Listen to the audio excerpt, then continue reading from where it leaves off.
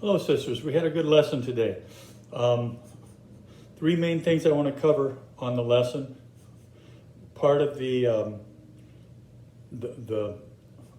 I put it on the lesson last week for the Hail Mary Gentle Woman, but how to do this finger picking thing again. We worked on that, and here's a little exercise you can use to practice that. I'm going to do a D, a full D, which would be the thumb, 1, 2, 3, 2, 1 in the right hand.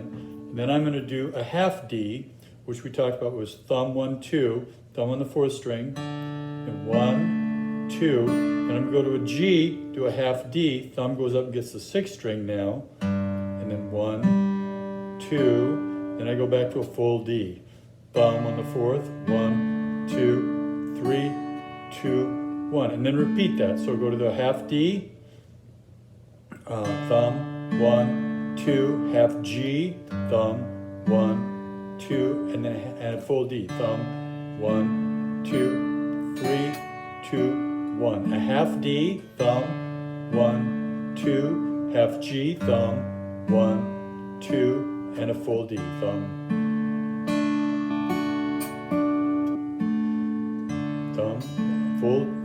no, okay. So anyway, up to tempo that would sound about like this.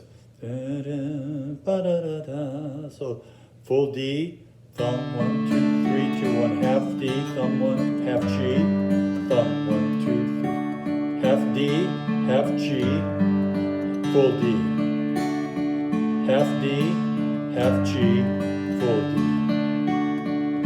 And then we had the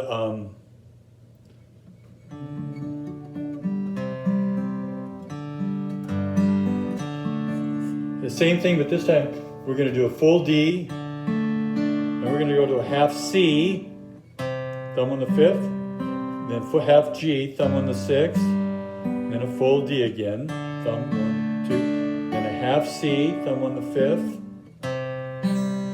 half G, full D, 2, 3, 2, 1, half C, thumb on the fifth, full G, or half G, thumb on the sixth, and then a full D, thumb on the fourth. And up to 10, let's just try a few more of those. Ready, play. Full D, 1, 2, half C, half G, full D. And a half C, half G, full D. Half C, half G, up to tempo.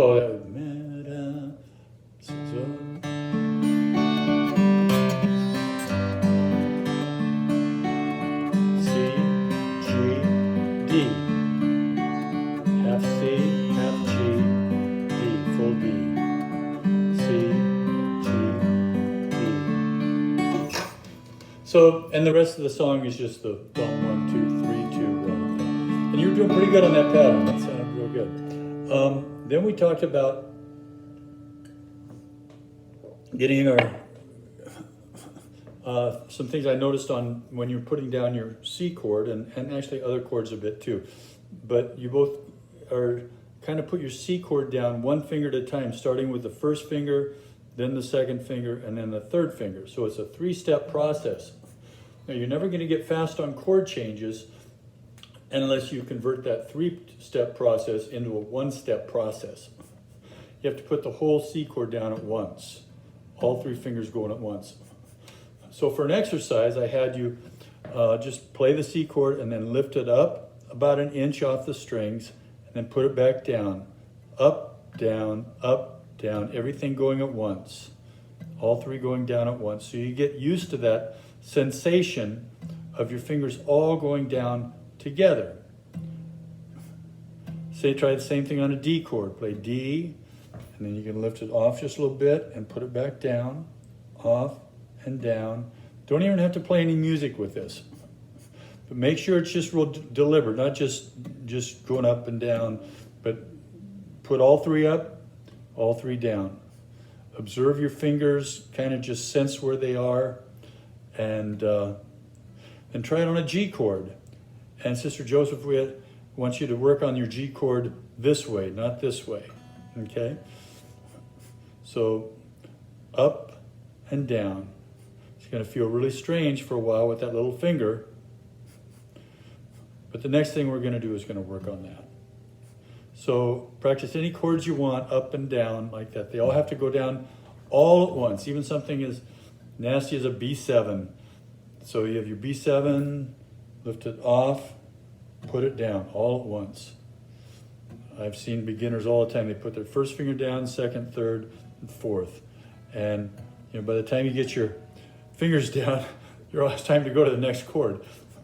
So then the other thing you can do is practice your chord changes, like from that one section, the D, then half C, G, D. Just watch your hand, watch your chord, look at your D, then you got to go to the C, lift it off, put the C down all at once, force yourself to put them all down at once. Then lift that off and put the G down all at once.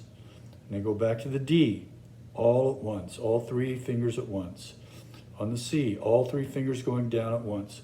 It takes a lot of mental concentration at first to get your mind to overrule those habits that your fingers have developed over your years of playing.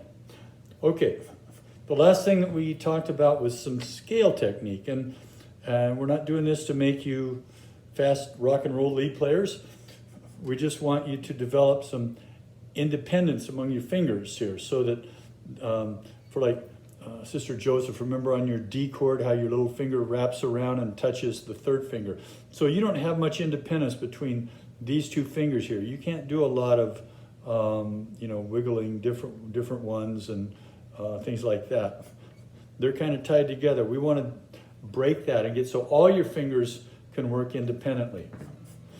So, and I'm going to send you a PDF file of this. It's called Scale Builder Technique number 1, I think. We're going to just do the first 3 exercises across the top of the page. Exercise 1A, 1B, 1C. So put your little finger on the 12th fret here, where you have the double dots. 12th fret of the 2nd string. We want it on the 2nd string, because if we're on the 1st string, what happens is people lay their hands flat like this. We want our knuckles up, and so that our fingertips are coming almost straight down on the string.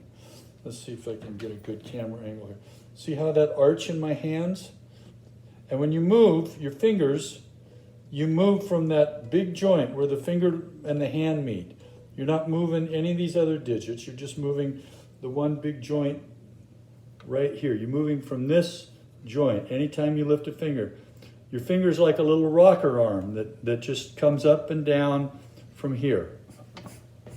You want your thumb around the back of a guitar so that you can get this space here between. See the space here? I've got a nice big space. That way, if I want to go to other strings like the 6th string, I just have to bend my wrist a little bit and come forward and lengthen out the arch of my fingers. But for this week, we're just working on 4 notes. Little finger on the 12th fret of the 2nd string, 3rd finger on the 11th fret, 2nd finger on the 10th fret, 1st finger on the 9th fret, all on the 2nd string. Okay, so exercise 1A. Now ignore where it says I am. That's some classical stuff, and we would do it alternating these 2 fingers here. For this week, just use your thumb pick, or one finger, or a flat pick, whatever you want. But pluck that note with your little finger down. Make sure you have a nice, good tone, and then lift it up. And you don't have to lift it up any further than about, a 1/2 inch, 1/4 inch off the string. Then put it back down. And make sure your fingers are right behind the fret, but not on top of the fret. So that's exercise 1A. Exercise 1B, you hold your little finger here, and you're going to play between the 3rd finger and the 2nd finger. So 1B goes 11th fret with your 3rd finger, then the 10th fret with your 2nd finger.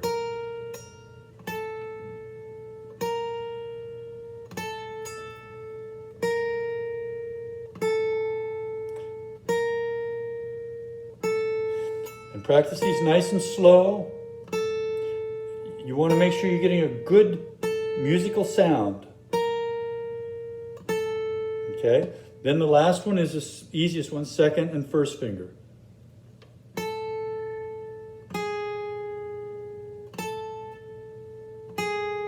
And your third and fourth fingers are just hovering over the string. They're not way back here. They're not down here. Okay? They're just hovering over the fretboard, over the string where they would go down. Because one of these days, next week, you'll start doing this. Okay? But this week, we're just doing one at a time. I want you to really try and concentrate on your finger. Control those motions. Try and keep small motions.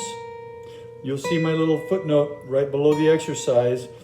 The smaller your motion, if you're doing like a big motion, you won't be able to play as fast as if you do small motions. Okay, that's all I have for you this week. I'll see you next week. God bless. I'll send this to you. I'll send you the link to the video and the PDF file in an email. Okay, bye-bye.